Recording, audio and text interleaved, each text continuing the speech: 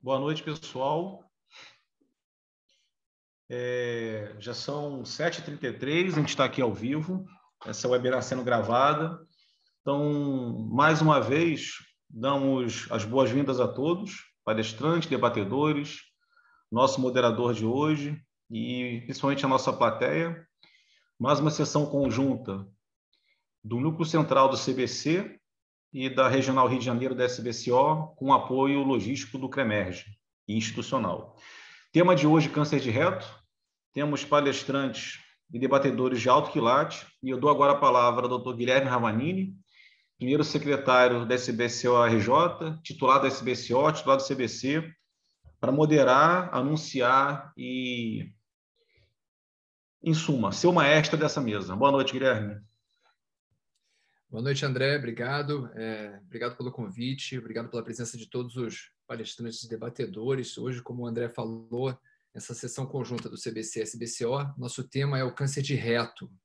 E nós vamos ter 3 apresentações, sendo a primeira um crossfire sobre a neoadjuvância ideal. O Dr. Marcos Valadão, coordenador do grupo coloretal do INCA, vai falar para a gente sobre a neoadjuvância total.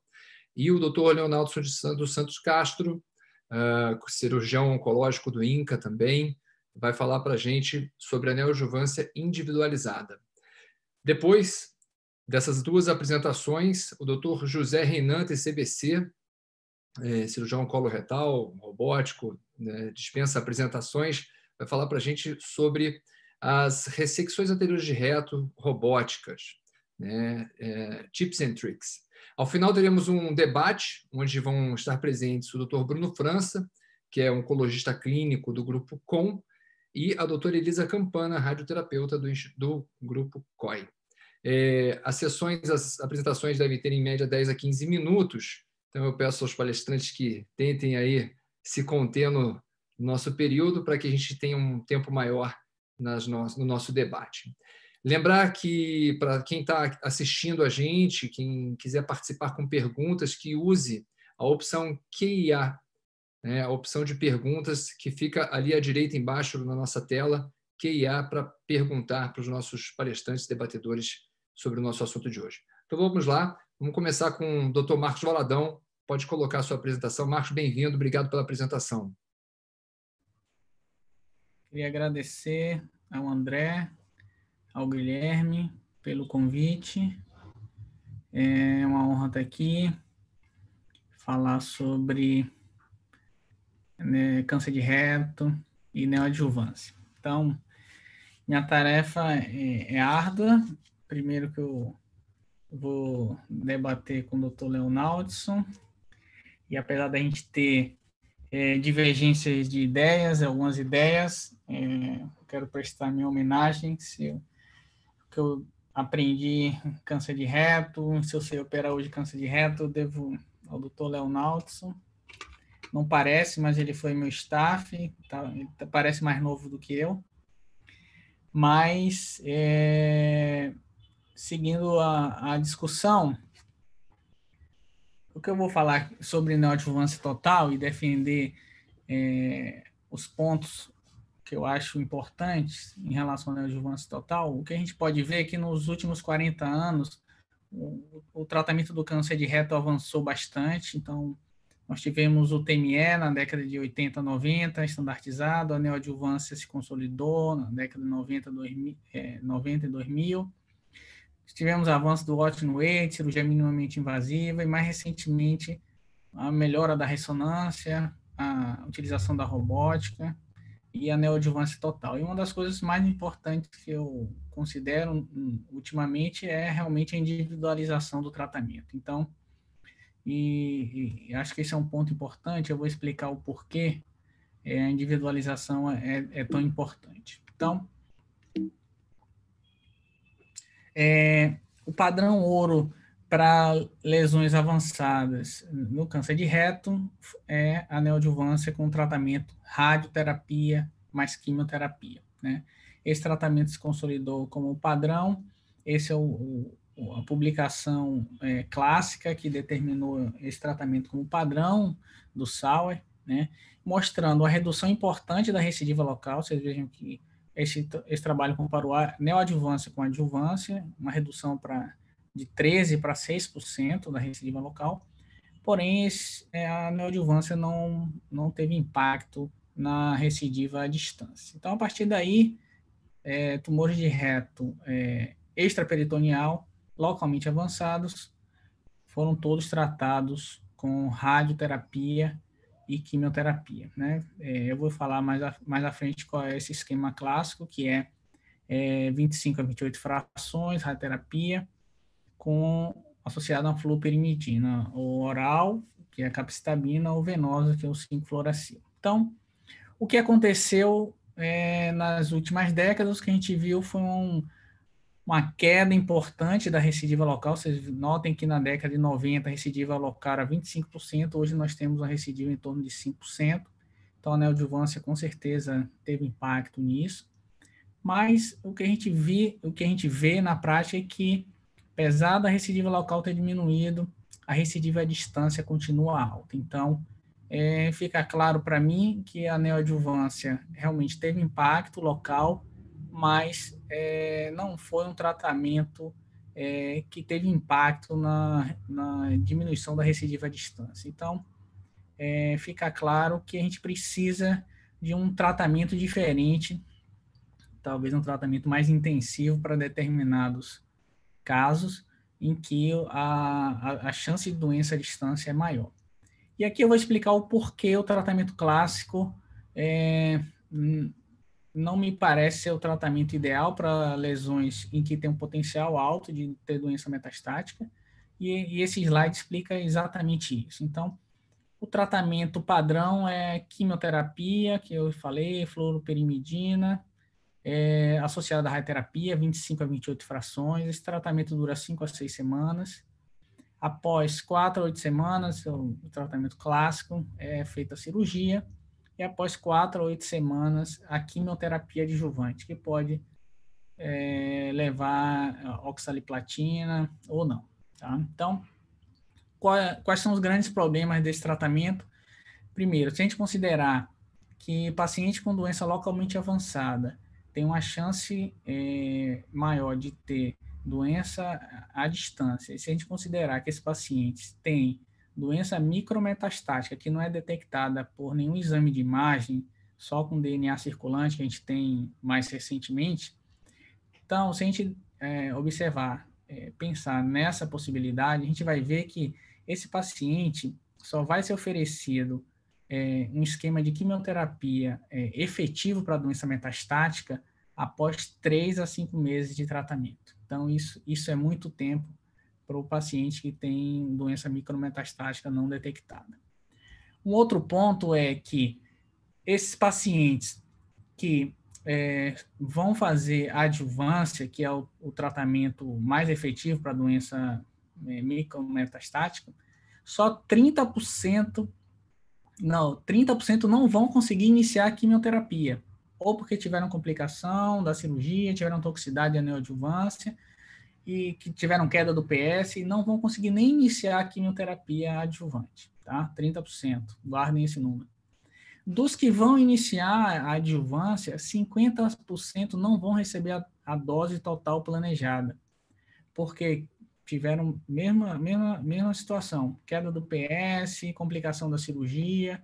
Então, vocês vejam que para aquela população de paciente que vai precisar de um tratamento quimioterápico realmente efetivo para a doença micrometastática, um número bem pequeno de pacientes vai poder ser exposto a esse tratamento nesse esquema clássico. Então, se eu fosse concluir meu slide, minha apresentação, só com esse slide eu já estaria convencido de que a neoadjuvância total seria uma opção nesses casos. Mas vamos em frente. Eu falei da queda do PS, esse é um trabalho nosso que está em fase de publicação, é a tese de doutorado do Rodrigo, que avaliou qualidade de vida nos pacientes com tratamento clássico, certo? Então, vocês vejam aqui a curva de qualidade de vida, pacientes com radioquimioterapia, quando eles iniciam a neoadjuvância, a qualidade de vida dele melhora bastante.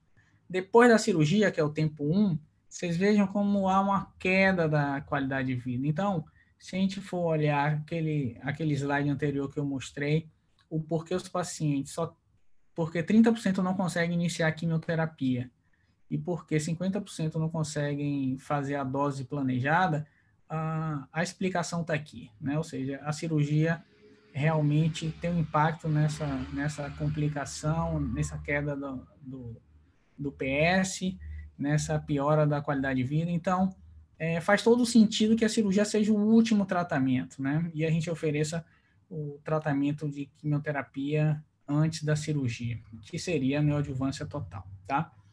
Eu estou falando de doença à distância, mas a gente tem que lembrar que a resposta também é um fator importante que a gente deve avaliar. Então, esse é o tratamento clássico. A resposta, boa resposta, que é a resposta patológica completa, está presente em torno de 8 a 15%. A maioria dos pacientes vão ter resposta intermediária e uma parte não vai ter resposta e vai até progredir doença. E a gente sabe que quanto melhor a resposta, melhor o prognóstico, vários trabalhos mostrando a relação entre tipo de resposta e prognóstico. Então, ter mais resposta parece estar relacionado a melhor prognóstico. E hoje em dia a gente sabe e a gente consegue identificar realmente quem são aqueles pacientes que têm uma chance maior de evoluir com doença metastática. Então, esses são 2 fatores de risco que eu mostro aqui, 2 preditores, que é invasão venosa extramural, que nada mais é que a invasão de pequenos vasos de até médio calibre, no mesorreto por invasão por contiguidade do tumor, certo? E imagem radial comprometida vista pela ressonância, né? Ou seja, se a ressonância pré-tratamento mostra que a margem, a lesão toca a face mesorretal, esse paciente vai ter um prognóstico pior. Em relação à invasão venosa extramural, esse é um trabalho nosso, que também está em fase de publicação, que é a tese de mestrado da Cláudia Carrada, a nossa radiologista. Ela analisou nossos casos e mostrou que nossos pacientes que tinham invasão venosa extramural tinham um risco de desenvolver metástase à distância 3,2 vezes maior do que aqueles pacientes que não tinham invasão venosa extramural. Então, esse é um dado importante que mostra que esses são os pacientes que têm alto risco de desenvolver doença metastática a longo prazo durante o acompanhamento. Em relação à invasão, à margem radial, a gente pode ver que esse é o resultado do estudo Mercury, que mostrou que margem radial comprometida vista na ressonância teve impacto na sobrevida global, sobrevida livre de doença e na taxa de recidiva dos pacientes. Ou seja, a margem radial vista pela ressonância foi um melhor preditor de desfecho que o próprio TNM. E esse é o guideline da ESMO, e a gente sabe que o guideline da ESMO é interessante porque ele estratifica o tumor de reto em vários níveis, o tumor inicial, o tumor intermediário, tumor avançado, significando que dentro daquele diagnóstico de tumor de reto nós temos doenças completamente diferentes. Então, tratar todos da mesma forma não me parece um tratamento razoável, né? Então, a gente tem que selecionar diante daqueles fatores prognósticos, ou seja, tipo de T3, se é um T3 inicial ou não, se tem linfonodo positivo, qual a localização do tumor, tumor de reto inferior tem um prognóstico pior, se a margem radial está comprometida, tem invasão venosa, qual a qualidade da ressecção que o cirurgião oferece. Então, sabendo individualizar qual é aquele paciente que tem um risco maior de ter doença metastática e ter uma maior chance de recidiva, o tratamento tem que ser mais intensivo. Isso me parece mais lógico, né? Porque tratar todos da mesma forma, a gente vai incorrer no risco de oferecer o mesmo tamanho de roupa para biotipos diferentes, ou seja, a gente vai supertratar uns que não precisam e vai subtratar aqueles que precisam de um tratamento mais intensivo. Então, o racional da neoadjuvância seria reduzir a recidiva à distância e aumentar a resposta local. Reduzir a recidiva à distância, tá aumentando a adesão à quimioterapia, oferecer um tratamento sistêmico mais efetivo e aumentar a taxa de resposta local para aumentar a chance de preservação e a taxa de cirurgia R0. Então, no ano passado, a ASCO apresentou 3 trabalhos sobre neoadjuvância total, mas antes de eu falar rapidamente dos trabalhos, eu vou explicar o que é neoadjuvância total, para que fique mais claro.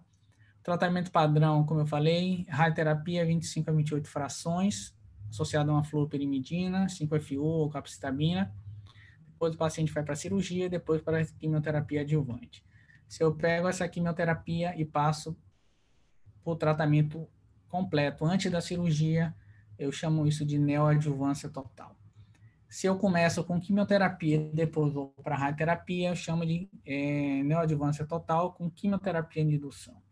Se a quimioterapia é depois da radioterapia, eu chamo que é a neoadjuvância total com quimioterapia de consolidação. Só para a gente tá falando da mesma coisa e todos entenderem essas nomenclaturas. Então, o primeiro trabalho que eu vou mostrar é o rápido.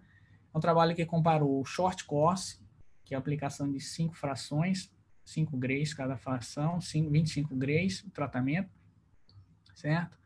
Associado à quimioterapia de consolidação, que foi o Xelox ou Folfox, tá? Seguido de cirurgia, comparado com o tratamento padrão, né, que eu já mostrei lá na frente, antes da apresentação. Importante, o paciente do neoadjuvância total vai fazer a radioterapia, vai fazer a consolidação e vai operar em torno de 18 semanas após o término da radioterapia, tá? Critérios de inclusão, pacientes com doença localmente avançada, que tinham que ter pelo menos um critério, T4, invasão venosa, N2, margem radial comprometida ou linfonodos pélvicos suspeitos. Então, vocês vejam que realmente era uma doença bastante avançada, né? 30% eram T4, 30% tinham invasão venosa, margem radial comprometida em 61% pela ressonância, 15% tinha linfonodo pélvico lateral. Então, a gente está falando aqui de doença localmente avançada. Resultado do trabalho mostrou uma sobrevida livre de doença menor no grupo da neoadjuvância total, às custas de menos doença metastática. Eu vou mostrar mais na frente o gráfico. Em relação à resposta, o que a gente pode observar, no grupo da neoadjuvância total, nós tivemos o dobro de resposta patológica completa, 28% contra 14% do tratamento padrão.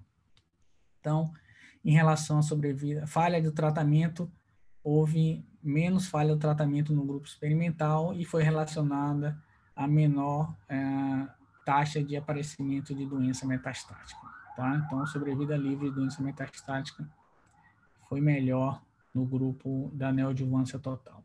Em relação à recidiva local, foi semelhante e não houve diferença em sobrevida global, tá?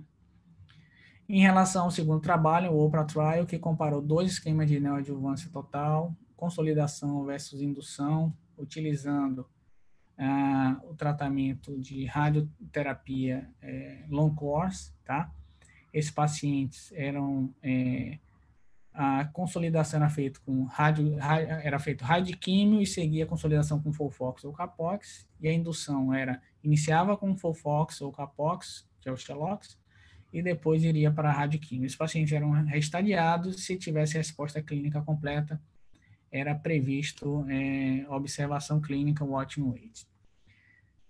Critérios de inclusão, pacientes com lesões muito baixas, né? Pacientes que tinham tumor de reto distal, que a cirurgia seria uma amputação de reto ou anastomose colonal bem baixa. Em relação à dose, os pacientes que fizeram consolidação conseguiram fazer uma dose maior, isso já era meio que previsto, né? Se você começar com radioterapia, você consegue fazer uma dose maior do que você começar com a quimioterapia. Em relação à sobrevida livre de doença e a sobrevida livre de metástase, não houve diferença, o que significa tanto faz você fazer consolidação quanto indução, a taxa de sobrevida livre de doença à distância é semelhante, certo? Porém, um dado interessante é que os pacientes que fizeram consolidação puderam ter uma sobrevida livre de cirurgia maior do que a indução. O que é que isso quer dizer? Os pacientes com consolidação puderam ter em torno de 60% resposta clínica completa e puderam ser acompanhados com um watching wait. Ou seja, se você espera, se o objetivo do seu tratamento é que tenha resposta clínica completa, talvez a melhor forma de tratar seja com quimioterapia de consolidação. E o terceiro estudo, para finalizar, é o PRODIGE 23, que comparou o esquema clássico com um esquema de quimioterapia de indução com FOLFIRINOX, um esquema bem mais tóxico, seguido de cirurgia e quimioterapia adjuvante. Então, em relação a critérios de inclusão, lesão avançada também, T3, T4. O que a gente pode ver aqui, o esquema de neoadjuvância, nesse caso, foi um esquema bem mais tóxico, né? O FOLFIRINOX é um tratamento bem mais tóxico do que o tratamento padrão, né? E uma coisa interessante que a gente pode dizer que, apesar desse esquema mais tóxico, eu vou voltar o slide aqui, a taxa de compliance, ou seja, 91% dos pacientes conseguiram completar o tratamento neoadjuvante, ou seja, mesmo com esse esquema mais tóxico, se você antecipa esse tratamento para neoadjuvância total, a aderência é bem maior, né? Lembrando, se a gente for comparar com a adjuvância no tratamento clássico, 30% não conseguem iniciar o tratamento, né? E uma coisa curiosa é que houve mais cirurgias R0 no grupo da neoadjuvância total, né? E quando a gente vai avaliar a resposta patológica completa, semelhante ao rapido, o grupo da neoadjuvância total teve o dobro de resposta patológica completa, ou seja, 28% contra 12%. Em relação à sobrevida livre de doença, igual ao rapido, houve um ganho de sobrevida livre de doença no grupo da neoadjuvância total, às custas de redução da chance de metástase à distância, certo? Então, esse é o resumo dos 3 trabalhos, eu vou passar rápido por conta do tempo. Eu vou seguir aqui e vou falar que o que a gente tem feito hoje em dia lá no INCA, a gente tem um protocolo aberto de neoadjuvância total. Nossos pacientes são semelhantes àquele grupo do RAPID, a gente realmente trata doença avançada, T3 avançado, T4, N positivo, invasão venosa, margem radial comprometida pela ressonância, linfonodo lateral, suspeito, tumor de reto inferior. E a gente fez um desenho que, para a nossa instituição, faz muito sentido. Nós temos uma fila grande de radioterapia, então a gente faz um esquema que inicia com quimioterapia, a gente consegue oferecer esse tratamento quimioterápico mais efetivo para a doença metastática logo no início, a gente faz 2 aplicações de Xelox.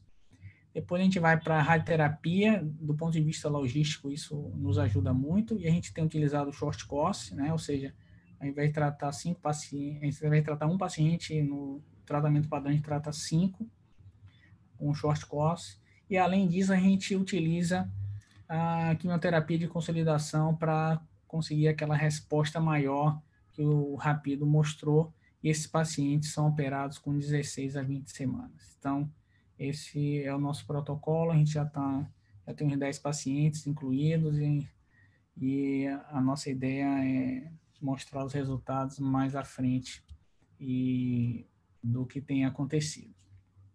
Em relação à nossa rotina, o que eu posso dizer é que a gente não oferece neoadjuvância total a todos os pacientes, oferece neoadjuvância total àqueles pacientes que têm um risco maior de recidiva local e de doença à distância, como eu mostrei naqueles trabalhos anteriores.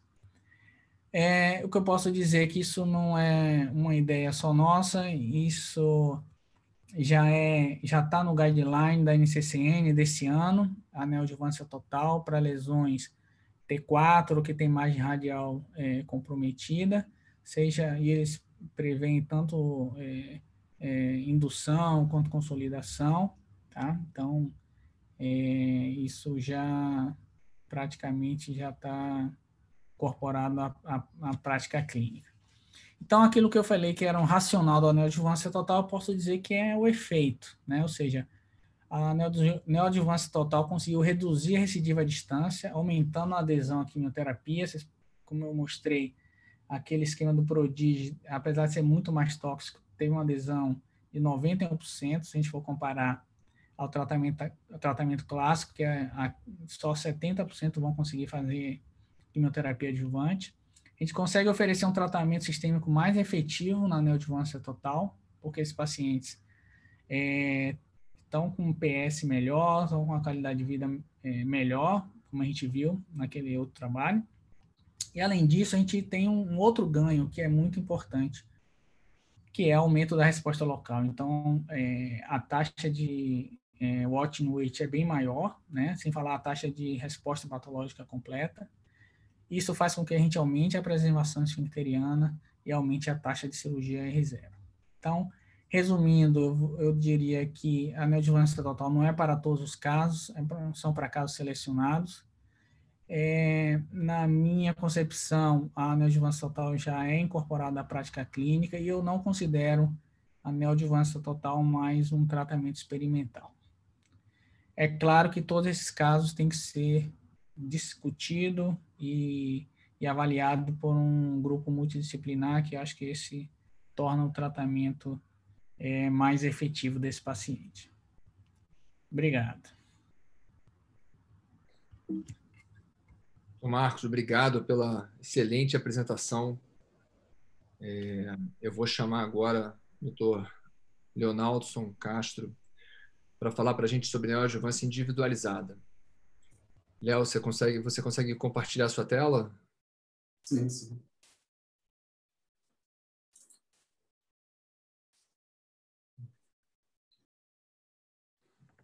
Vamos ver aqui. Um minutinho. Sim.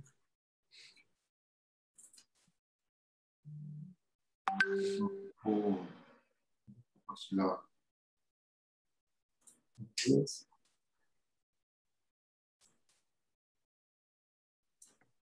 Conseguir?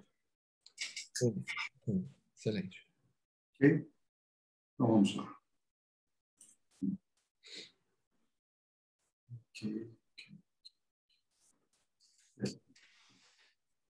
Eu quero agradecer ao André pelo convite honroso. Eu tenho colaborado com as sessões conjuntas da SBCO e do CBC. E aproveito para parabenizar a gestão do Dr. André Maciel, tanto à frente como presidente da SBCO Regional Rio de Janeiro e diretor do Núcleo de Oncologia do CBC. Faz realmente um trabalho magnífico. Receba efusivamente as minhas congratulações e aproveito para agradecer à mesa, ao Ravanini e aos debatedores. O Dr. Marcos Valadão, eu tenho só orgulho de ter podido participar de sua formação enquanto cirurgião oncológico. Tá? E nós já tivemos este embate, a nossa mesa redonda do INCA, e eu reduzi muito, a coleção de slides que eu apresentarei para me ater aos 15 minutos, e vi que o Dr. Marcos foi bem além, quase meia hora. E, bem, vamos lá.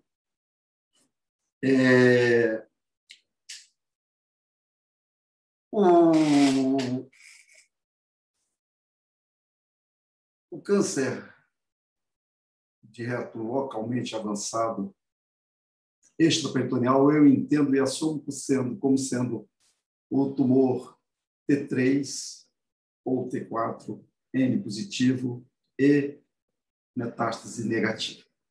Tá? E com esta definição de adenocarcinoma regionalmente avançado de reto extraperitoneal, eu assumo que o standard, o tratamento padrão é quimorradiação neoadjuvante, cirurgia e, mais ou menos, após a cirurgia, a quimioterapia adjuvante.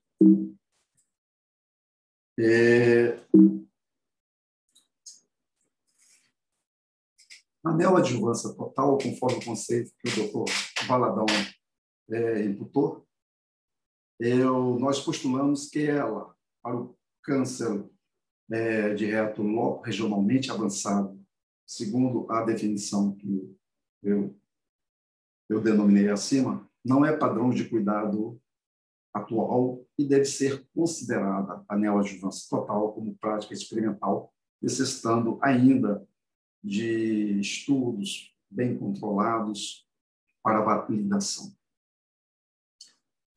Eu não sou absolutamente contra, eu não sou um cirurgião sectário, eu não sou um oncologista sectário, muito pelo contrário. Eu estou sempre incorporando toda a forma de desenvolvimento de modo a resultar no melhor tratamento para o paciente. E o melhor tratamento para o paciente, se nós medirmos, entre outras mensurações, é, sem dúvida nenhuma, intervalo livre de doença, sobrevida global, qualidade de vida. E eu sou absolutamente apologista da oncologia de precisão. Tá? Eu acho que nas últimas 2, 3 décadas, a oncologia desenvolveu-se de forma magnífica. Eu não vejo nenhum outro ramo da medicina que desenvolveu-se tanto, muito provavelmente pelo apelo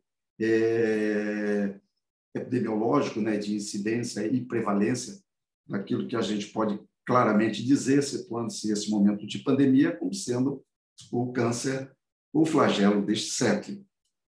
E a oncologia personalizada, de precisão, ela vem exatamente para não fazer nem menos e nem mais, exatamente o tamanho correto.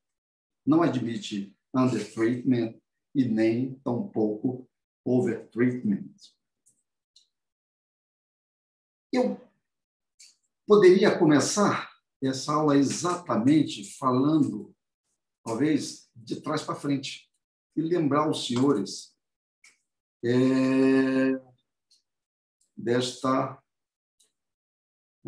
deste paper, que é seminal no que diz respeito ao câncer de reto. É o paper que é a experiência de Bergstrom, do professor Hilde. O professor Hilde publicou os seus resultados e, para câncer de reto, em que ele tratou exclusivamente com proktectomia, com cirurgia de ressecção, ele, com intenção curativa, ele reportou neste paper icônico, né, emblemático, ele reportou uma taxa de recorrência local regional, claro, de 3% em 5 anos e de 4% em 10 anos.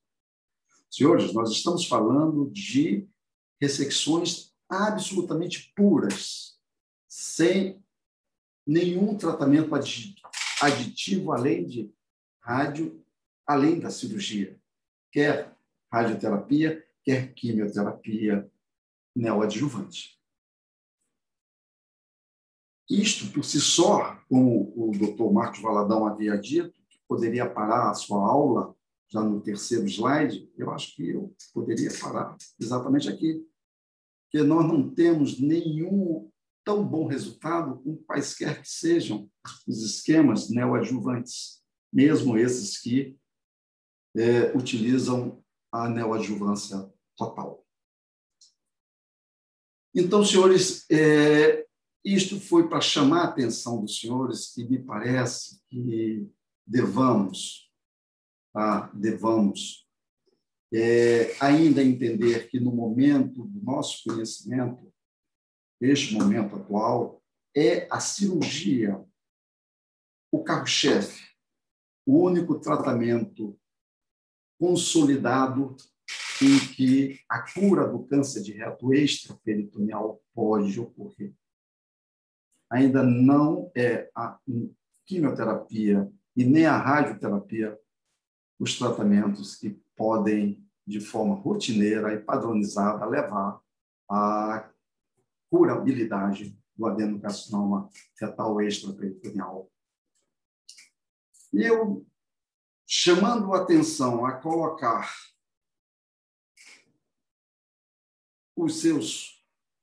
este tripé, cirurgia, quimioterapia, radioterapia, no devido lugar de importância em câncer de reto, eu chamo a atenção que, sem dúvida nenhuma, a multidisciplinaridade desses tratamentos realmente podem trazer benefício ao doente, não tenha dúvida nenhuma. Especificamente no que diz respeito à quimioterapia, todos nós sabemos que quimioterapia não é refresco. Quantos e quantos doentes nossos iniciam um tratamento quimioterápico e param por toxicidade? Aqui vemos, deste estudo publicado em 2017, que quimioterapia, no contexto do câncer coloretal, ela é uma figura relevante em termos de efeitos adversos. Tá? Como vocês podem ver aqui representado, a quimioterapia para o câncer coloretal, em amarelo, realmente dos mais frequentes em termos de patologia oncológica relacionada a efeitos adversos com quimioterapia. Portanto, não é refresco. Segundo, todos os trials registrados no NCI americano, tá? Existe uma divisão no NCI americano chamado Clinical Data Update System, em que, para que os trials sejam referendados e registrados no NCI, portanto, possam ser patrocinados, todos os efeitos adversos em relação à quimioterapia devam ser reportados. Aqui, para os senhores verem que, apesar disto, e, obviamente, a gente pensar de forma lógica, ululante, de que o que é reportado no Clinical Data Update System deveria ser a mesma taxa de efeito adverso reportado nas publicações. Mas realmente não é. Tá? Este é um paper publicado em 2006, né? Na JCO, e mostra exatamente essa disparidade entre os efeitos adversos reportados pelo uso de quimioterapia, tá?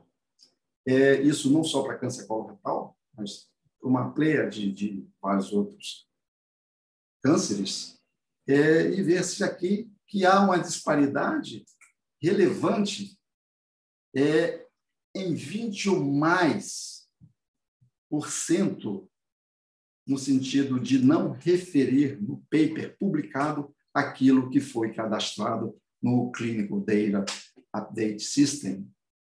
Portanto, senhores, mais uma vez, é bom que a gente perceba que quimioterapia não é refresco. Ok. Aqui nós temos uma outra questão. O que é verdadeiramente um tumor avançado?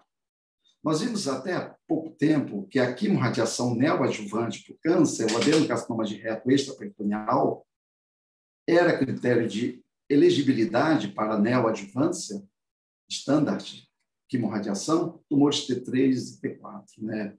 A gente chama a atenção de que o reto extraperitoneal ele não tem um invólucro seroso, a sua camada última é a muscular própria.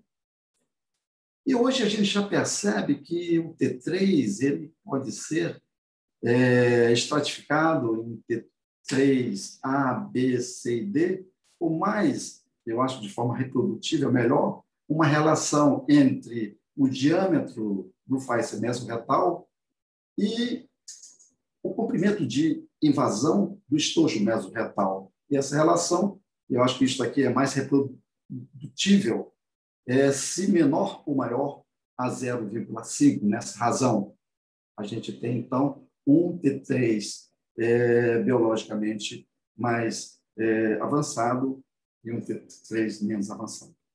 E hoje, esse T3 com A ou B, T3A ou B, ou este com menos 0,5 de razão entre essas duas mensurações, ele, inclusive, pode ser elegido para a cirurgia upfront, sem neoadjuvância. Isso sim, isso é oncologia de precisão. Porque quimioterapia não é refresco, porque radioterapia não é refresco, tal qual cirurgia não é refresco, mas cirurgia ainda é hoje, tá? O carro-chefe, a única modalidade de tratamento que realmente pode tratar o câncer logo regionalmente avançado de retroextracorpóreo. Aqui nós temos quimioterapia adjuvante após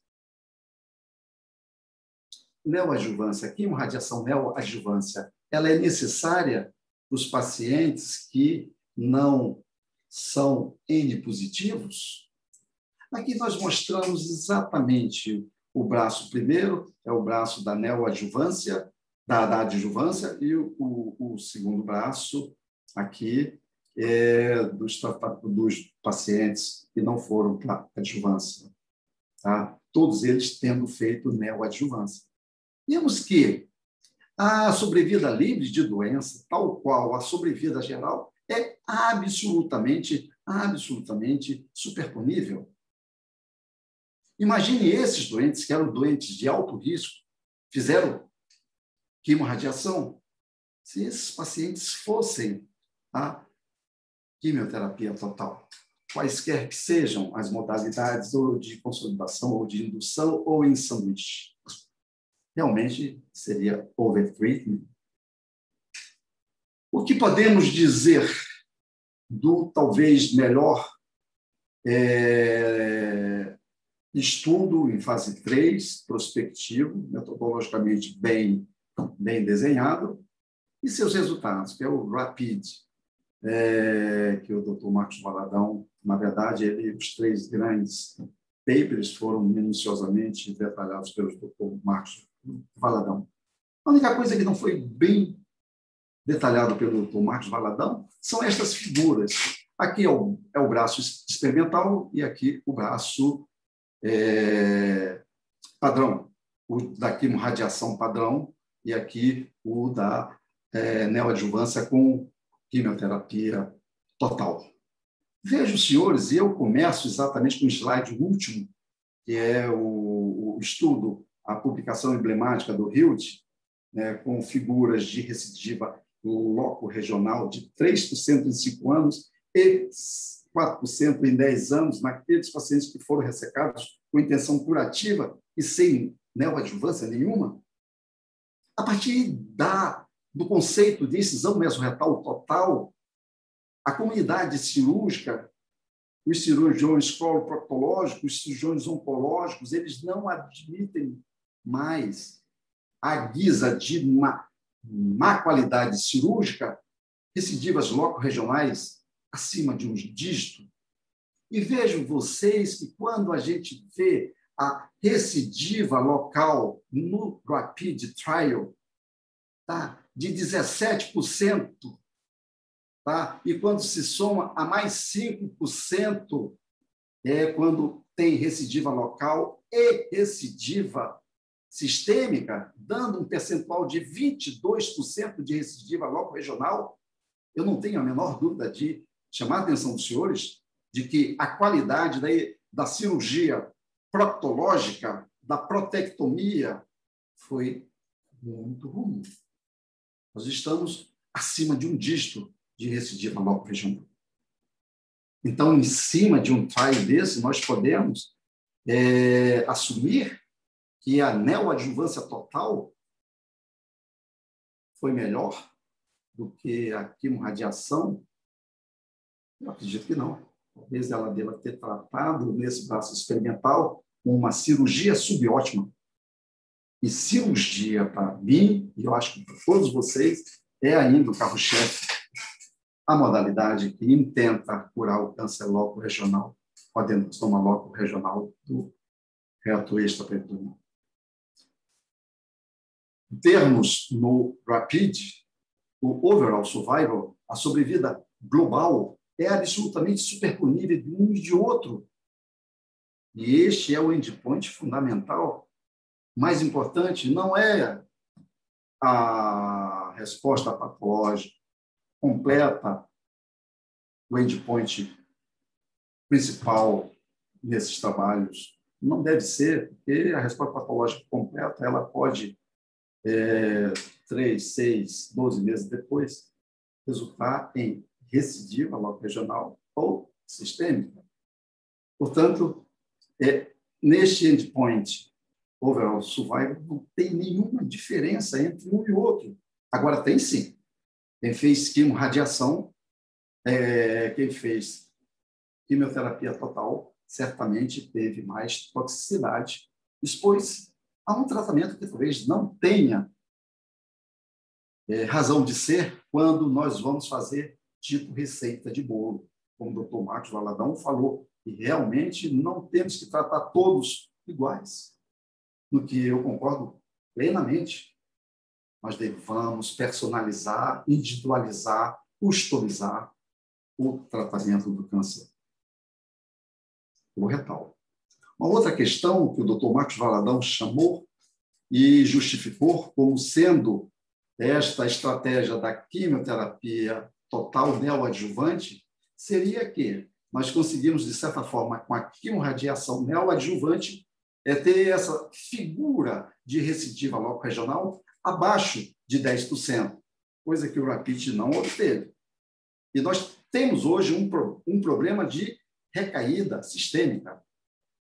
Todos que lidamos com câncer coloretal sabemos que existe um aforismo, uma máxima que o câncer de reto ele recai loco-regionalmente. O câncer de colo recai sistemicamente. E é uma verdade. Ora, se nós temos no câncer de colo a figura da recidiva sistêmica e um dos racionais da quimioterapia total no câncer de reto é exatamente tratar a micrometástase, por que nós não começamos? Por que não existe a neoadjuvância total para o adenocarcinoma de colo? Esquisito isso, não? Muito bem. Uma outra questão, quando nós fazemos a quimioterapia total, nós expandimos o tempo de tratamento neoadjuvante, o tempo de tratamento antes da cirurgia, pré-operatório, e, sabidamente, não há consenso, mas há uma tendência a dizer que quanto mais tempo a gente aguarda pós-neoadjuvância, melhor são os resultados. Como aqui demonstrado, né? A neoadjuvância é avaliada, é feita com menos de 7 semanas e com mais 7 semanas. Ver-se que, com mais tempo a cirurgia fora feita, melhor o resultado em termos de recorrência livre e em termos de sobrevida câncer específico. Em alguns casos, não seria exatamente pelo tempo, principalmente quando se faz a neoadjuvância, a quimioterapia total de consolidação, isso não daria mais tempo para a radioterapia, que, a meu ver, é o segundo carro-chefe no tratamento do câncer de reto extraperitoneal. Isso para a doença pélvica, naturalmente. Aqui nós temos uma outra questão levantada pelo Paul Hemanek. O Hemanek é um grande oncologista, um grande cirurgião e talvez o editor principal dos manuais de estadiamento da American Joint Cancer e da UCC. Ele aqui chama atenção nesta publicação recente, uma publicação do jornal do Colégio Americano de Cirurgiões, agora, do ano passado, ele, em relação a tratamento neoadjuvante para estadios 2 e 3, ele chama atenção, isso na Holanda, né? Ele chama atenção que a neoadjuvância, com seus efeitos adversos, custos e tempo de tratamento, podem ser evitados em mais de 40% dos pacientes estadio 2 e 3 em câncer retal. E isto, estamos falando de neoadjuvância standard, da quimio-radiação, e não com o somatório da quimioterapia total. Vamos passar rápido e quero chamar a atenção de uma questão para que a gente pense, que a gente considere. Ninguém discute sobre o grande quebra de paradigma, a grande ruptura de paradigma do MAGIC Trial em relação ao adenocarcinoma gástrico. Ninguém discute sobre isso. Agora, vejam, senhores, o que acontece quando nós revisitamos o MAGIC Trial, agora com um follow-up extenso, né, com dados absolutamente maturos. Olha o que aconteceu. Vejam, senhores. Tá? Quando se trata todos de forma igual, como o doutor Valadão disse que não se deve fazê-lo, e eu também, acontece que quimioterapia total, de repente, tratar todos, né, aqueles de alto risco, entre aspas. E, bom, olha o que aconteceu. Vejam aqui a curva de sobrevivência, né, no MAGIC Trial para quimioterapia e cirurgia. Tá? A melhor figura, quimioterapia e cirurgia. Mas para quem? Um subset de microsatellite stable, né? Quer dizer, pacientes sem estabilidade de microsatélite, tá? E vejam vocês a cirurgia somente para pacientes com adenocarcinoma gástrico com instabilidade de microsatélite alta. Nós temos exatamente duas curvas completamente opostas. Aqui, a cirurgia upfront sem quimioterapia resultou no melhor benefício de sobrevida. Aqui, a quimioterapia e cirurgia resultaram no pior benefício de sobrevida. Portanto, há de se estratificar os doentes. Por vez devamos fazer isso para o câncer de reto extraperitoneal. Então, aqui a conclusão é muito clara, isso está publicado recentemente no JAMA Oncology, que a deficiência de proteína de reparo ou a instabilidade alta de microsatélite está associada com um efeito prognóstico positivo em pacientes tratados exclusivamente com cirurgia e, diferentemente, negativo o efeito prognóstico em pacientes que trataram com, além da cirurgia, com quimioterapia. Então, isso é só para demonstrar que não é câncer uma doença única. Na verdade, não há câncer igual. Mesmo na pessoa, a metástase ela é genomicamente, molecularmente diferente do seu tumor primário. E o doutor Marcos Valadão também chamou a atenção que não há, de fato, marcadores imagenológicos que vão dizer com certeza que este é um tumor de alto risco. E alto risco, eu me refiro para metástase, para micrometástase, aquela metástase que nós, infelizmente, não conseguimos, por imagem, demonstrá-la. Mas hoje, nós temos tecnologia para tal. É exatamente o que ele falou. é o DNA, né? O DNA é circulante tumoral, o DNA do tumor circulante, o fragmento desse DNA, em que nós podemos, com uma impressionante, assertiva, né, chegar a identificar um DNA circulante da célula tumoral a partir de uma coleta, de uma biópsia líquida, numa possibilidade quase que infinita, quase que 100%, como aqui demonstrado. Tá? E o que acontece? Este exame ele é infinitamente mais precoce no sentido de determinar a micrometástase, no sentido, inclusive, de determinar a resposta e de recaída. Portanto, esta é uma tecnologia que já existe. A estratificação molecular de instabilidade de microsatélite ou de deficiência de proteína de reparo também já existe de forma barata, ela pode ser feita por imunohistoquímica, enfim. Isso é mais ou menos as janelas que a gente pode utilizar a biópsia líquida para realmente determinar no ambiente pré-tratamento, dizer que não há micrometástase, embora esteja um T4, que seja uma invasão vascular extramural, mas dizer não tem micrometástase, portanto, não tem papel para quimioterapia total neoadjuvante.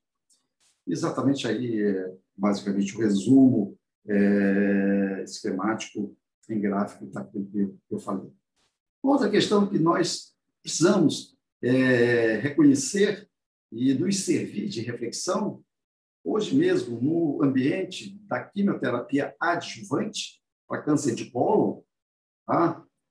E isto corroborando, reforçando que quimioterapia não é refresco, nós temos exatamente hoje no Trial IDEA, mostrando que podemos fazer o FOLFOX ao invés de 6 meses, 3 meses, com efetividade em um subset igual a de 6 meses, reforçando a ideia de que quimioterapia não é refresco. Por fim, o último slide, que eu coloquei como primeiro, para chamar a atenção de que cirurgia é, de fato, o carro-chefe no adenocarcinoma de reto extraperitoneal com intenção de cura. E mais ainda, chamar a atenção dos senhores de que excisão mesorretal total não é a única cirurgia para o câncer de reto extraperitoneal. Existe uma cirurgia além da excisão mesorretal total. Portanto, aquilo que é dito margem radial comprometida, que eu concordo, doutor Márcio Valadão, em ser hoje o preditor prognóstico melhor que nós temos, eu digo que é possível a gente dizer que é positiva essa margem radial se nós insistirmos em fazer só excisão mesorretal total. Nós podemos fazer além da excisão mesorretal total. E existe um grupo, né, um grupo internacional que chama a atenção disso. Por fim, senhores, eu quero chamar a atenção que nós defendemos, sim, que é a neoadjuvância total para o câncer de reto loco-regionalmente avançado, aquele sem metástase demonstrado, não deve ser, ainda hoje, uma prática clínica de rotina. Ele deva ser, sim, considerado como prática experimental, ainda necessitando de trials prospectivos controlados, né, para validação e reprodutibilidade. E quem sabe, a partir daí, nós possamos dizer que há subsets de pacientes que irão, sim, se beneficiar da neoadjuvância total. Obrigado, senhores. Obrigado, doutor Leonaldson. Léo, obrigado mesmo pela apresentação. Excelente, extremamente didática. A gente conseguiu ficar até um pouco confuso. Eu acredito que nossos debatedores agora devem estar extremamente ansiosos para falar sobre esse tema. Mas eu vou pedir um pouquinho de paciência de vocês dois, Elisa e Bruno, para a gente dar a palavra agora ao doutor Reinan, guardem. Tenho certeza que vocês têm vários comentários com relação ao Crossfire, mas eu vou pedir para nesse momento agora o Dr. Reinan colocar a apresentação dele sobre ressecção anterior de reto robótica, tips and tricks. Dr. Reinan, o senhor consegue compartilhar? Eu acho que o Dr. Leonardo só tem que tirar o compartilhamento dele para poder... Eu estou procurando isso agora. Acho que foi. Eu acho que foi. Saiu, né? Eu vou...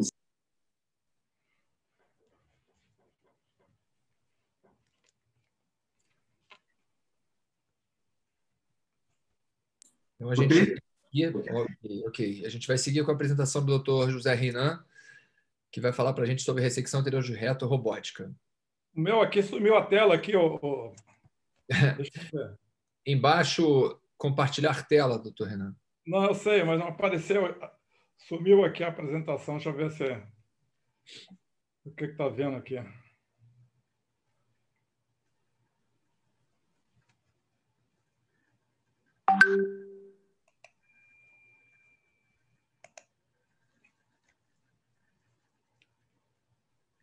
Tá igual aquela hora no início, viu, André?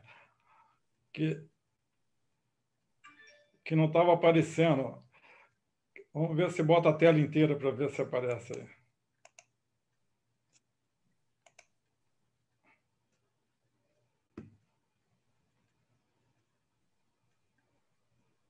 Não aparece a minha tela inteira aqui, viu, Guilherme?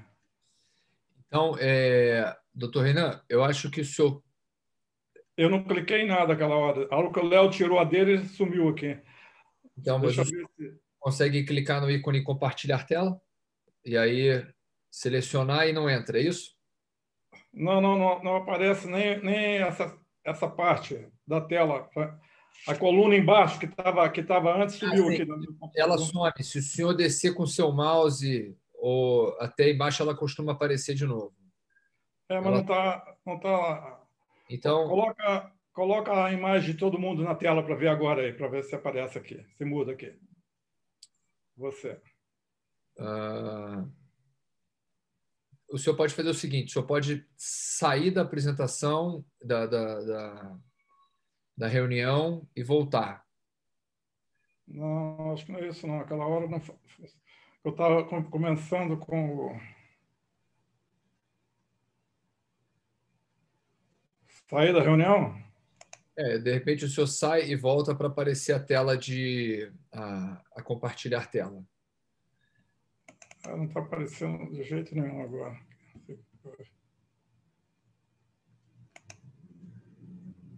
Esse aqui. Não. Agora deve aparecer. Agora sim. Ok.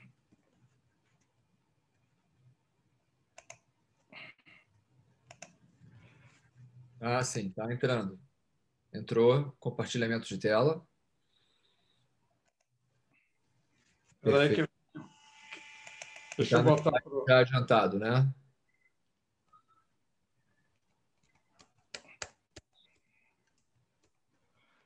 Ok, está na primeira tela, né? Tá ótimo, tá sim. Boa apresentação. Então, inicialmente agradecer ao Guilherme e ao André pelo convite para participar aqui, mas essa minha apresentação, com certeza, as discussões vão ser muito pequenas em comparação ao que o Valadão e o Leonel se apresentou agora anteriormente, muito bem defendido por cada um e com vários pontos que a gente depois pode questionar. Você botou aqui para falar sobre ressecção anterior do reto, tips and tricks, ou seja, dicas e truques, mas, na realidade, o que eu vou mostrar aqui são algumas sugestões e recomendações e, talvez, mais como eu faço. Tá ok, Guilherme?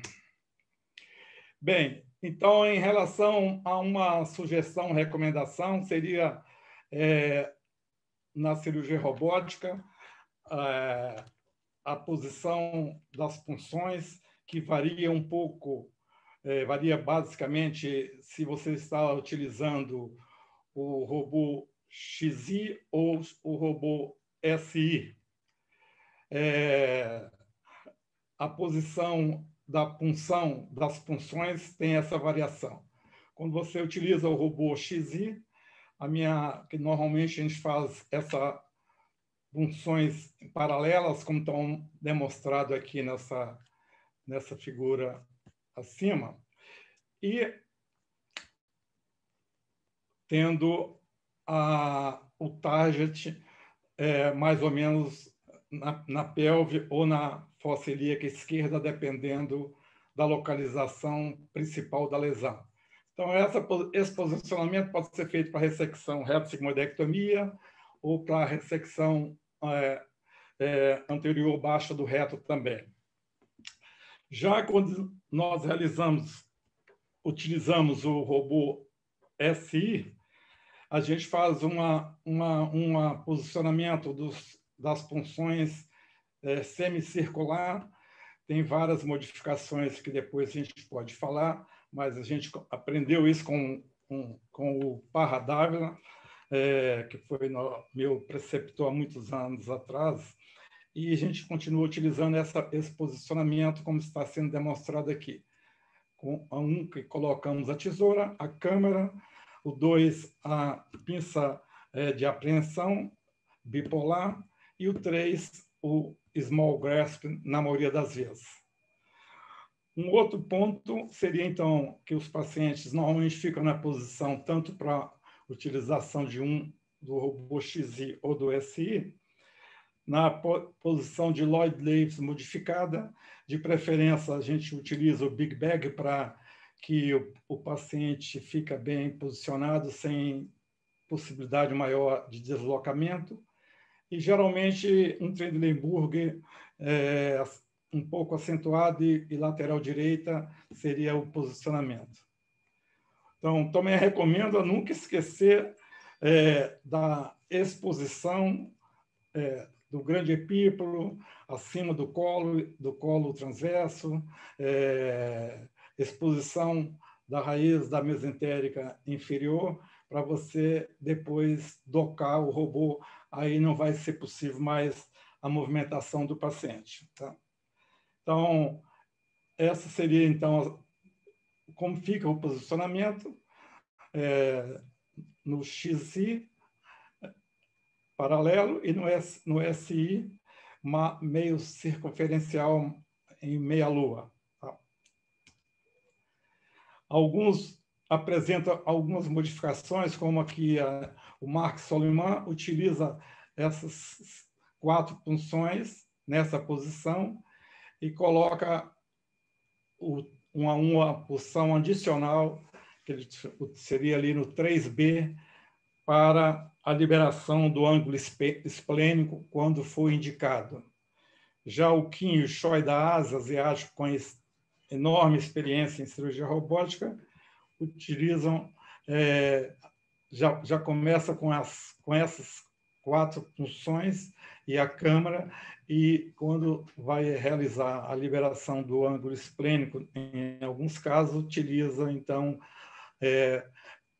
a punção lateral direita superior.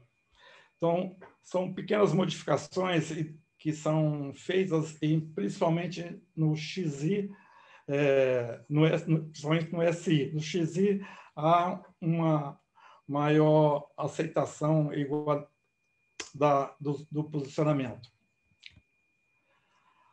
A segunda recomendação seria a escolha do material utilizado na ressecção anterior do reto. Na maioria das vezes, a gente utiliza, no caso do XI, uma tesoura, ou aqui seria a câmara, uma pinça bipolar fenestrada e uma pinça de retração, pode ser o small grasp ou mesmo a pinça tip up, que dá maior apreensão. O clipper robótico também pode ser utilizado se tiver alguma disponibilidade. na maioria dos nossos casos, a gente utiliza o clipe laparoscópico. Tem a possibilidade de utilização do grampeador robótico, também tem um custo mais elevado, mas ultimamente tem diminuído um pouco esse custo, e a utilização do selador robótico também. Então, basicamente, são esses os equipamentos que a gente utiliza nas ressecções anteriores do reto. Logicamente, se for para ter uma sugestão, uma opção, a preferência minha atualmente é do robô XY, porque apresenta uma tecnologia mais avançada, de posicionamento muito mais fácil, são todos os braços de 8 milímetros, a câmera pode ser colocada em qualquer um dos braços sem nenhuma dificuldade, e todos os equipamentos XZ vêm com o Firefly, o grampeador, o endogrampeador e o vasocílio. Mas o Firefly seria também muito importante nas cirurgias de ressecções anteriores para avaliação do colo que vai ser anastomosado e perfusão com diminuição das fístulas anastomóticas. Uma outra sugestão que eu faço, viu, Guilherme e André, nos pacientes com tumores do reto alto, reto sigmoide, ou mesmo reto baixo, uma avaliação da tomografia para ver se possamos identificar a vascularização do colo esquerdo, especialmente do ângulo esplênico, e um percentual pequeno, 11% dos pacientes têm artéria de Moscovite, com isso a liberação medial fica mais dificultada.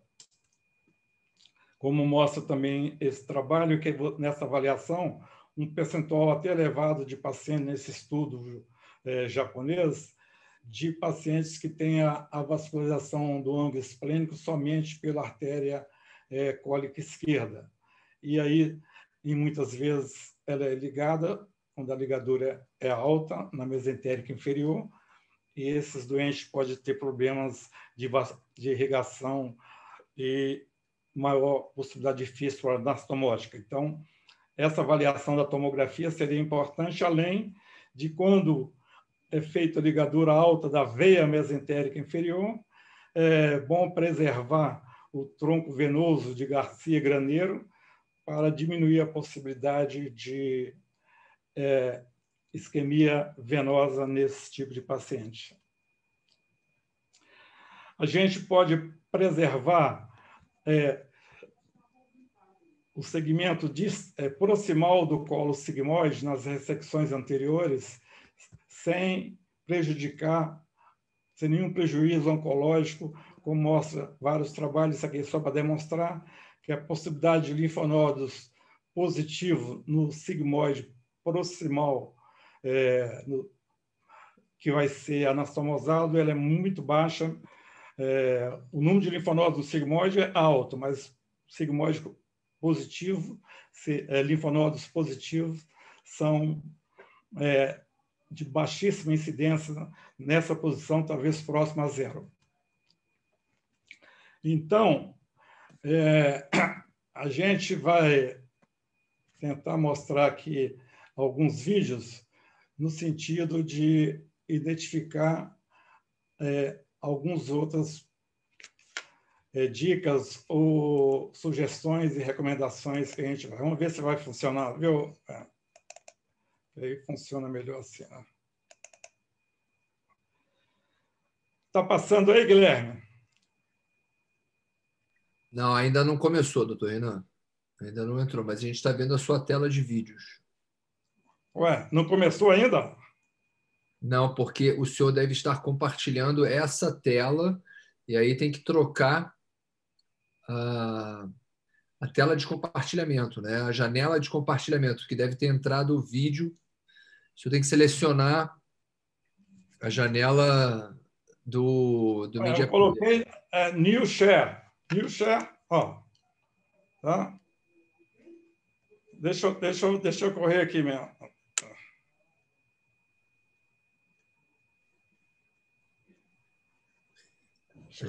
Eu estou visualizando aqui o seu arquivo, né? Os seus arquivos de vídeos. E vê se agora mudou. Entrou, perfeito. Espera aí. Deixa eu botar no início. Tá no início, né? Então, tá vendo o vídeo, né, Guilherme? Sim, sim.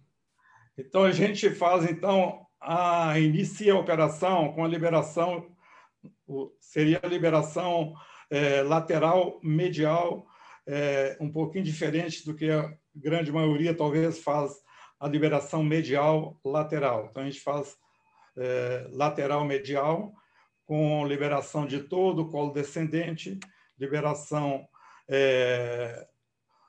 do ângulo esplênico lateral medial, o que for necessário, vai variar da posição do tumor no reto, do tamanho do colo sigmoide, do tamanho da necessidade da personalização, como o Léo muito bem disse, personalizar, nem menos, nem mais, mas nem todos os pacientes a gente faz a liberação completa do ângulo esplênico. Então, ela vai ser feita dessa maneira, sempre, se possível, lateral medial. A identificação do ureter esquerdo é muito fácil nessa posição. A gente coloca uma gase para mostrar.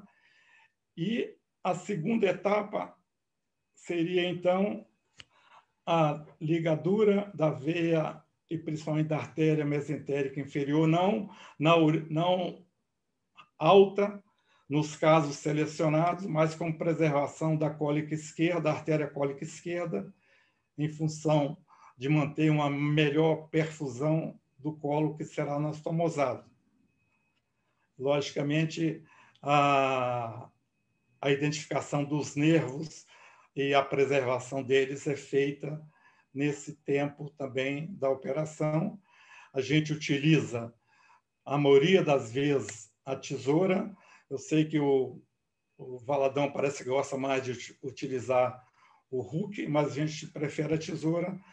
A tesoura é um pouquinho mais cara do que o Huck, mas foi desde o início que a gente utiliza a tesoura.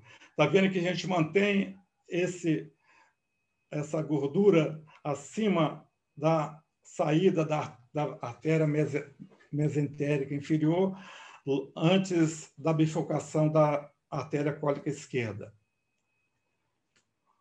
O Firefly a gente utiliza rotineiramente nos pacientes.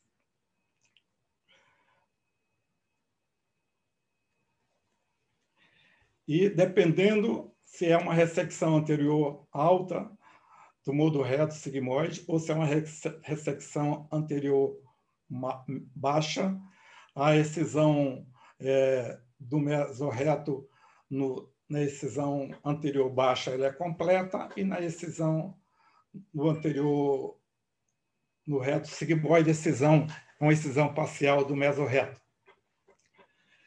A utilização de micro e macro tração, você vê que o small grasp está sendo colocado como uma macro tração, e a pinça fenestrada como uma micro tração ou retração, para fazer a liberação a esse nível. Acho que agora que terminou, vamos ver se agora a gente consegue.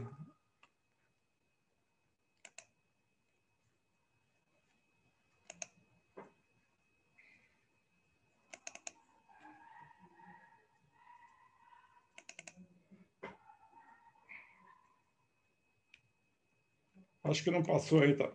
Tá passando ou não, Guilherme? Não, ainda não. Deixa eu ver como é que funcionou aquela hora. Aquele vídeo a gente viu bem.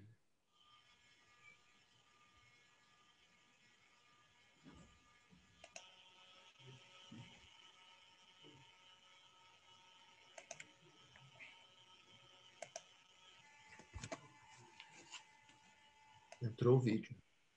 Entrou, né? Entrou sim. Isso, aqui é uma ressecção anterior alta, em que é feito, então, da mesma maneira, foi feito com equipamento SI. E utilizamos, então, a mesma coisa, tesoura, monopolar, pinça de retração bipolar, small grasp. É feita, então, a liberação completa do descendente ângulo esplênico, identificação do ureter esquerdo, sempre lateral medial.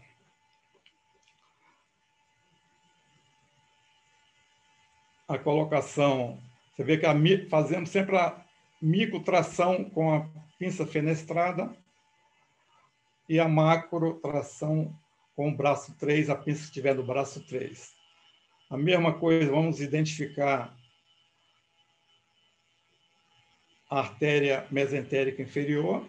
Aqui está o início do mesorreto, é uma ressecção anterior alta, é uma ressecção parcial do mesorreto.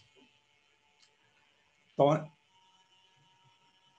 o importante é sempre fazer essa microtração com a pinça bipolar e a macrotração com a pinça do braço 3 que está levantando o colo sigmoide. Identificação dos nervos e preservação deles a esse nível.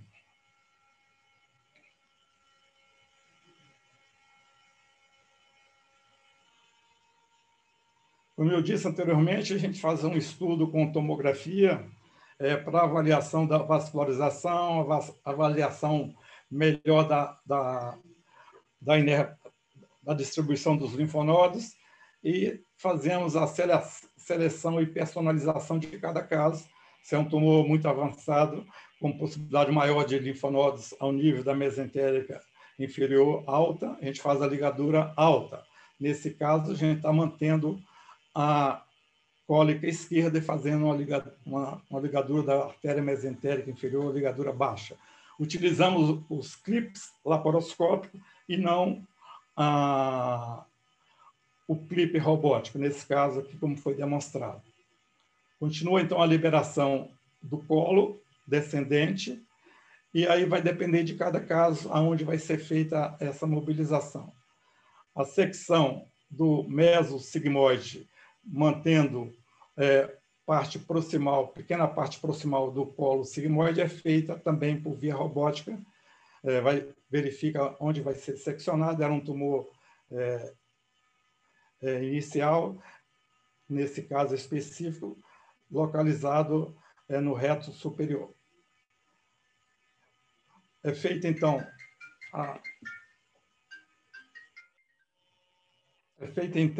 a ligadura do meso pelo auxiliar laparoscópico. Quando a gente tem a disponibilidade do ligachu robótico, a gente utiliza.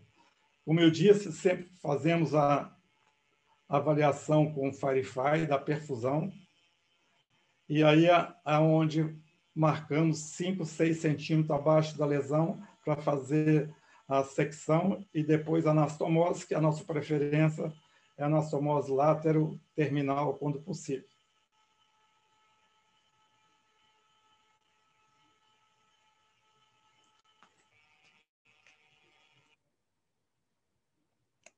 Ok, vamos lá.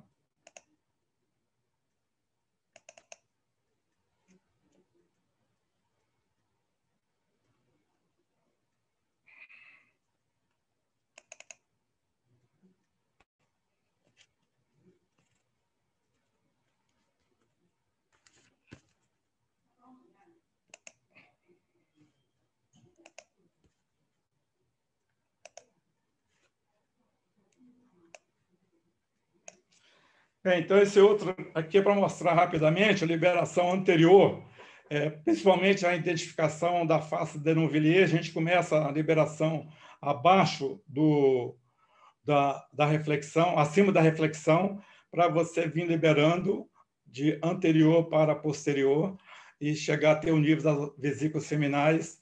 Com isso, facilita essa liberação anterior e identificação da face de Denonvilliers. Sempre a macrotração pelo braço 3, com a pinça de small grasp, e a microtração pela pinça bipolar fenestrado e a secção com a tesoura monopolar, como vocês estão vendo aí. Identificamos, então, a face de Denonvilliers. Nos tumores de localização posterior, a face pode ser preservada, a excisão, a cirurgia é feita com a preservação da face, e nos tumores de localização laterais ou anterior, é feita a ressecção da face de Denonvilliers.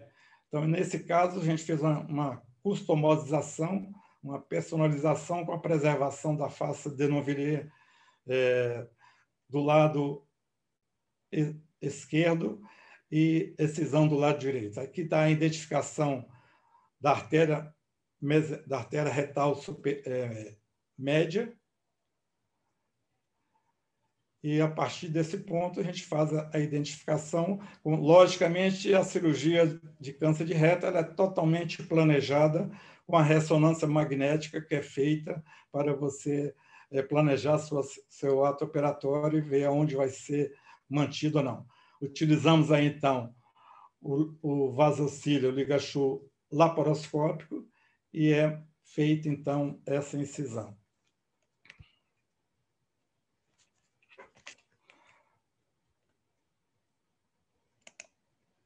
Ok, é o último, viu, Guilherme? Pode ficar tranquilo, tá? Opa, agora voltou para você, não sei por quê.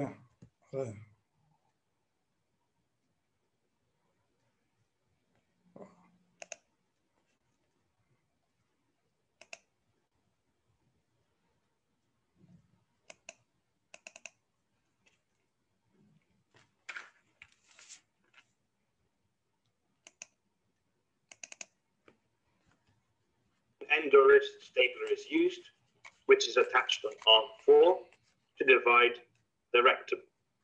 The endorist is fully controlled.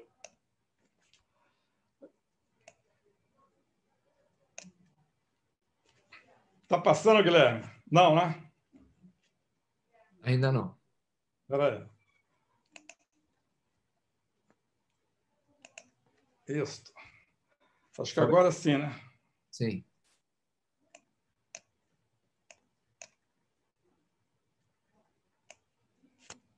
Então, é para mostrar aqui, durante a anastomose, essa apreensão com essa pinça facilita você colocar o endogrampeador para fazer a secção de uma maneira utilizando o menor número de cargas. O ideal seria uma mais duas, tudo bem, acima de duas o risco aumenta muito. Então, seria uma sugestão que eu faço. E também, para quando você quer liberar mais uma incisão, a ressecção anterior baixa do reto, aí você quer identificar os elevadores, você pode começar por via anterior, como está demonstrado, fazer a ligadura, a queimar a artéria retal média, e aí você já faz a identificação muito precisa dos músculos elevadores ao nível do espaço interesfinctérico, como está sendo demonstrado aqui nesse ponto.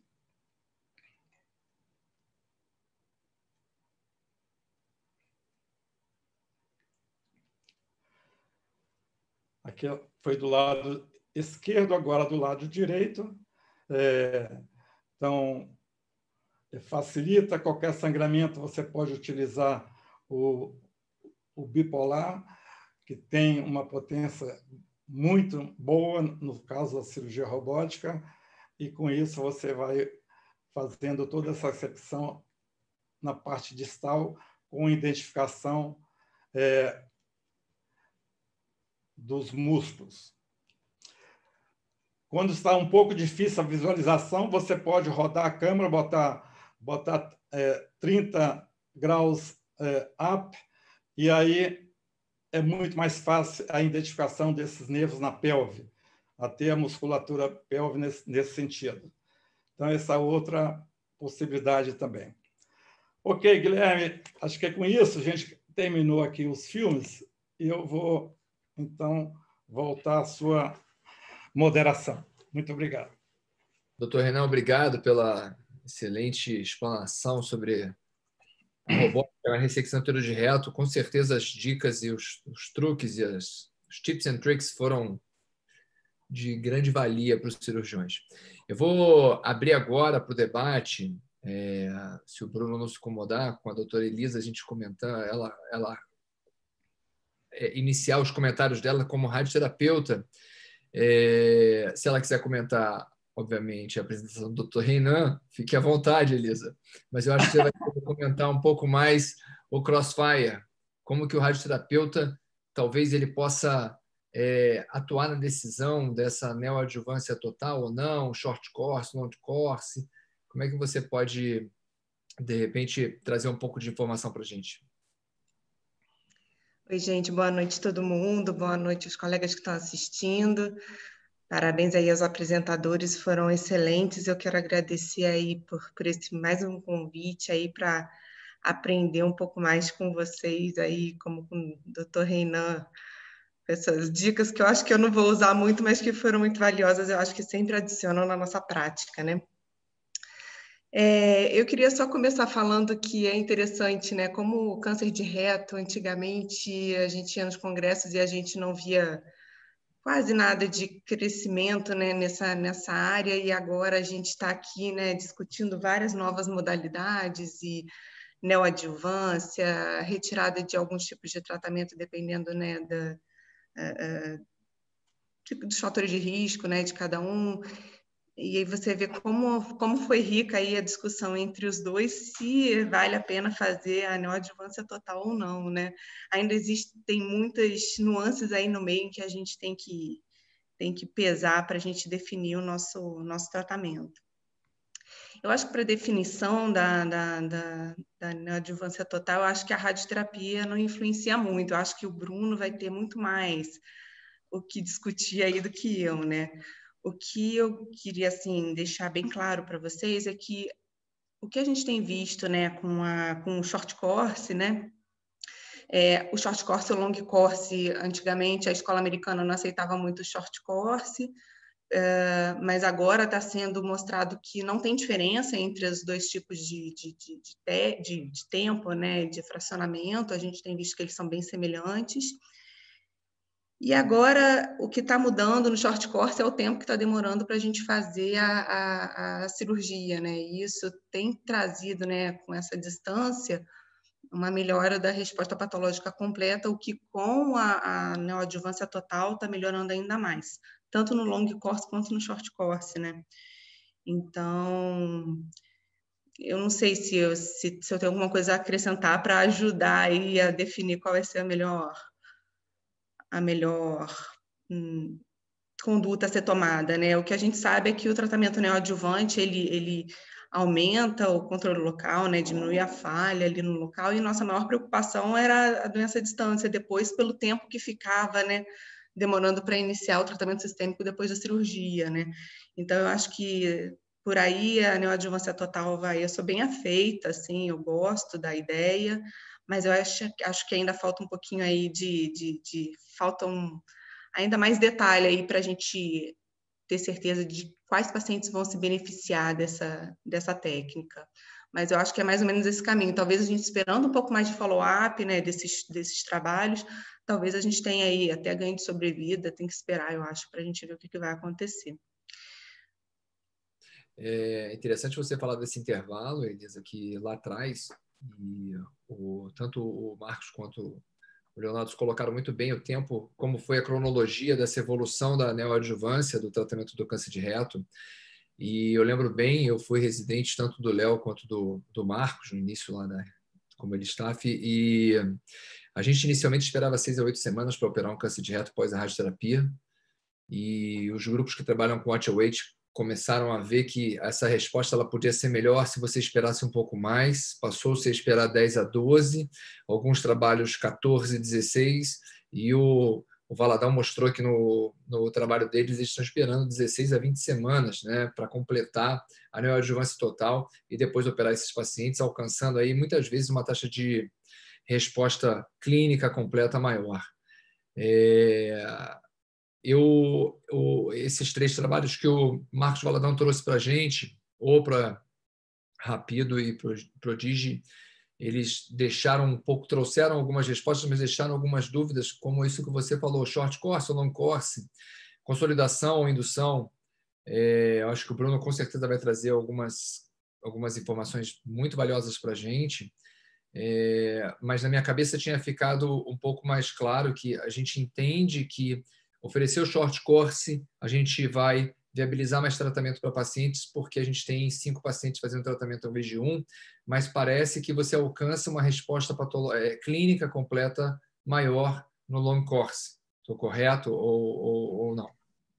Tem, mas é com um P muito pouco significativo, tá? Quando a gente vai comparar os dois, não é tão significativo. Então, a gente hoje acha que são técnicas bem semelhantes, assim, tá? Então, eu acho que para SUS, eu acho que para a gente é super interessante. Eu acho que talvez tenha, sim, que a gente pensar um pouco mais de transformar isso num tratamento padrão para paciente SUS, né? Porque a gente vai diminuir aí o tempo do tratamento dos pacientes, até mesmo toxicidade aguda, né? A gente vê que reduz com hipofracionamento, em qualquer tipo de hipofracionamento a gente vê isso. Então, eu acho que assim, como não tem uma diferença muito grande entre um e outro, eu acho que, principalmente para esses pacientes de SUS mesmo, eu acho que vai virar o tratamento padrão mesmo. Até foi bom você ter falado do trabalho aí do INCA que o Marcos está falando. Depois, se der tempo, eu queria ver se ele pode me responder, que eu fiquei bem interessada em saber, na parte cirúrgica, se ele tem visto uma diferença muito grande de toxicidade da radioterapia com esse tempo maior de espera. Porque a gente tem uma taxa maior de resposta completa, mas a gente não sabe, assim, o tanto de piora da toxicidade da radioterapia depois desse tempo a mais aí esperando. Então, não sei se ele já tem mais ou menos uma ideia aí para dar para a gente. Quer comentar, Marcos? Quero. Na verdade, esse trabalho a gente começou em 2020, mas a gente já vem fazendo neoadjuvância total. A gente começou um outro trabalho em 2017 com indução. Na época a gente não tinha resultado de consolidação, então a gente fazia indução, como todo mundo fazia. E a gente operava assim também nesse intervalo longo. E nós não notamos diferença em relação à dificuldade técnica pela questão do acompanhamento. Acho que o que vale ressaltar é que o short course é um tratamento realmente que para nossa instituição faz todo sentido, mas que esses pacientes lá são todos feitos em MRT. Então, é um tratamento que pode ser bem tóxico, então o IMRT acaba sendo fundamental para a gente diminuir essa toxicidade e esses efeitos adversos. Então, a radioterapia bem feita, a gente não tem... Acho que a questão é radioterapia bem feita ou não. Acho que o tempo não tem muita importância em relação à cirurgia, se vai ter mais fibrose ou não. Agora, se faz uma radioterapia bem feita, a gente não tem percebido diferença, não. Marcos, você tocou num ponto interessante, né, da questão da IMRT. Eu não sei agora, Elisa, a gente consegue fazer short course sem ser num aparelho que tenha radioterapia conformacional? Pode, mas a toxicidade vai ser maior, né? Lógico que com o avanço da técnica a gente tem cada vez menos toxicidade, né? Eu também eu trabalho com Rapidarc, né? Eu faço tratamento em arco, que é um IMRT um pouco mais rápido, mas a gente até vê menos toxicidade também nesses pacientes, e eu não abro mão. Quando eu faço short course, eu sempre faço tratamento com IMRT ou Rapidarc. Concordo com o Marcos. Okay. Bruno, você quer comentar, por favor, cara? Fica à vontade. Opa, tô alongando aqui para entrar no ringue. Vamos lá. Olha só, é uma honra estar aqui com vocês, né? Muito aprendizado, muita troca, né? Esse evento SBCO, CBC, CREMERGE, né, contando aí com a presença de renomados cirurgiões. Então, agradeço muito ao André, ao Guilherme, e parabenizo o Marcos Valadão, também o Dr. Leonardo e o Dr. José Reinan pelas apresentações. E, assim, eu sou um entusiasta em relação ao tratamento neoadjuvante total, né? Acho, assim, extremamente promissor a adoção da terapia neoadjuvante total, baseado nas informações, nos dados todos que o Marcos colocou. Acho que a gente tem que selecionar o paciente. Obviamente, não é todo paciente que vai ter essa indicação, que vai se beneficiar, né? A gente tem que considerar aspectos do paciente, como performance status, comorbidade, fragilidade, idade, né? Ponto fundamental, e aí entra muito nessa terapia multimodal, né, que a gente tanto fala, que a gente sempre coloca, né, quem faz as intervenções como, né, parte fundamental da terapia multimodal, que aí seria o cirurgião, o radio-oncologista e o oncologista clínico, mas a gente tem que considerar aí o radiologista, né, e eu acho que aí o Marcos Valadão destacou muito ali a questão do estadiamento, a importância do estadiamento, então a gente incorporar a tecnologia, né, com a ressonância, né, acho que não é todo mundo que tem acesso, né, não é todo paciente que tem acesso, né, nos diversos serviços aí públicos e Brasil afora, a ressonância de reto e a ressonância de qualidade, né? Então, é fundamental para a gente selecionar esse paciente que vai ser submetido aí à terapia neoadjuvante total. Por quê? Porque há exatamente o risco, e aí o doutor Leonardo também comentou isso muito bem, há o risco do hipertratamento, né? Então, de você acabar acrescentando aí toxicidade, acrescentando morbidade, hipertratar esse paciente. Então, eu acho que é o critério que a gente tem que ter, né? Essa individualização, essa estratificação baseada não apenas em estadiamento, em TNM, mas nos critérios, né, possíveis pela ressonância, radiológicos mesmo. E, assim, eu acho que eu destaco, né, os trabalhos que o Marcos apresentou e até colocando que a gente teve uma publicação, né, no final do ano passado, uma meta-análise compilando exatamente esses 3 trabalhos e mais 4. Eles selecionaram 7 estudos aí com o critério, né, baseado, né, em fatores ali de homogeneidade dos estudos.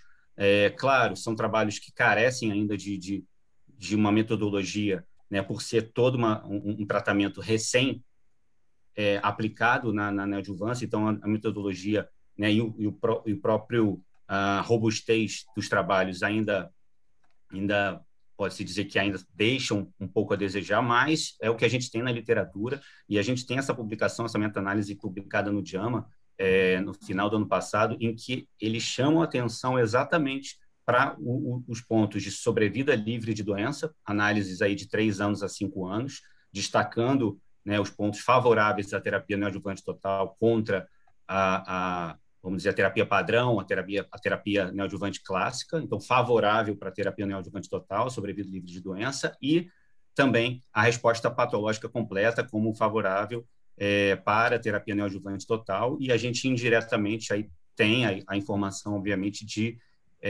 obtendo resposta patológica completa, né, tá aí, se espera um desfecho, né, de sobrevida global. A gente não tem esse dado, né, esse dado ainda é imaturo, não tem publicação relacionada à sobrevida global, mas a gente sabe que tem um impacto relevante na micrometástase, nas doenças, na recidiva, né, à distância, que é todo, né, o conceito que permeia essa adoção de tratamento mais intensificado na neoadjuvância, né? Eu acho que é importante também a gente destacar as modalidades, né? Então, assim, a questão toda do manejo ainda é tão nova, né, tão novata, que a gente ainda não tem o consenso sobre a modalidade de indução, né, quimioterapia, né, seguida de quimio-radioterapia, né, a modalidade de consolidação, né, que é exatamente o início com quimio e rádio concomitantes e depois a quimioterapia, ou o manejo como está até no protocolo, né, do INCA, que é um manejo, né, em sanduíche, mas é uma combinação de indução com consolidação, onde a radioterapia está no meio e você tem os esquemas ali nos extremos, nos esquemas quimioterápicos isoladamente nos extremos. Então, assim, eu sou realmente defensor, mas com essa análise crítica. A gente tem que saber selecionar o paciente e a gente ainda não tem qual o melhor manejo, mas prova de que é um caminho, é um direcionamento, é exatamente a adoção em consenso, né? O consenso americano, o NCCN, adotou, né? A terapia neoadjuvante total. A gente tem essa publicação, que é uma meta-análise, né? Do final do ano passado, né? Também com um dado que eu acho que é bastante importante. Mas concordo, não é todo paciente, né? É uma discussão que não tem fim nesse exato momento, né? A gente pode discutir aí mais 3 horas, 4 horas, mas eu acho exatamente extremamente promissora, e ela nada mais é do que você trazer os esquemas intensos que foram muito bem e são muito bem aplicados em pacientes com doença metastática, né? Pacientes saúde-diagnóstico, às vezes com doença extensa, volumosa, locorregional e metástase, onde vocês tem, né, o benefício na qualidade de vida, pacientes que melhoram absurdamente de quadros clínicos de dor, de hemorragia, né, melhoras de quadros de incontinência com as quimioterapias mais intensificadas, né? Então, fazer essa adequação. A minha pergunta seria até para a Elisa, para até fazer mais assim esse bate-bola e fomentar o debate em relação à questão se ela, na prática clínica, assim, os dados são muito incipientes, são muito, né, poucos ali, você sente que faz mais sentido o manejo consolidação, o manejo indução, ou você vê ali como, né, isso ainda é conversa de iniciante, ainda não está nada claro, e no final a sobrevida global vai ser equivalente, né? O que você ali no dia a dia, pensando em toxicidade, e até aí para os cirurgiões também, coloca exatamente esse questionamento, né? Parece mais interessante a indução, que é a químio pré-QT e rádio, ou o inverso, a consolidação? Então, o que a gente tem visto nos trabalhos, né, é que os pacientes que fazem consolidação, eles toleram melhor o tratamento e aderem melhor, né? Então, eu acho que talvez, acho que a tendência seja mais para consolidação, mas lógico que são coisas bastante iniciais. E uma coisa interessante, eu estava ouvindo você falar e estava pensando aqui, né? Saiu um guideline do Astro no início desse ano e ele já inclui a neoadjuvância total, né? Então, você vê que apesar de ser alguns estudos que a gente, né, não tem dados tão robustos ainda, já em alguns casos eles são considerados para o guideline, né? Ele é uma condicional, né, de acordo com os fatores de risco, mas o Astro já colocou e ainda não tinha saído ainda a publicação nem do RAPID, nem do PRODIGY, eles só tinham sido apresentados, né? Então, eu acho que é uma tendência aí que vai ficar cada vez mais real para a gente, eu acho. Em relação à consolidação, quando saiu o resultado do Rapido, acho que, pelo menos na minha cabeça, ficou bem clara que a consolidação tem mais vantagem do que a indução, né? Porque você consegue, se você for fazer um tratamento padrão, você consegue fazer uma dose maior de radioterapia, esquema OPRA, e apesar de não haver na literatura nenhuma assim, comparação e uma diferença em relação à resposta clínica completa, né? Não existe talvez esse trabalho. Minha impressão é que se você pensa em uma resposta clínica completa, talvez, isso é só uma impressão, né? Talvez o melhor é você fazer o esquema de long course com a dose escalonada, chegar a 53, 54 grays, e fazer consolidação. Então, assim, se é um caso que vai para amputação de reta e você quer ter a resposta máxima pensando em um attenuate, talvez o esquema OPRA seja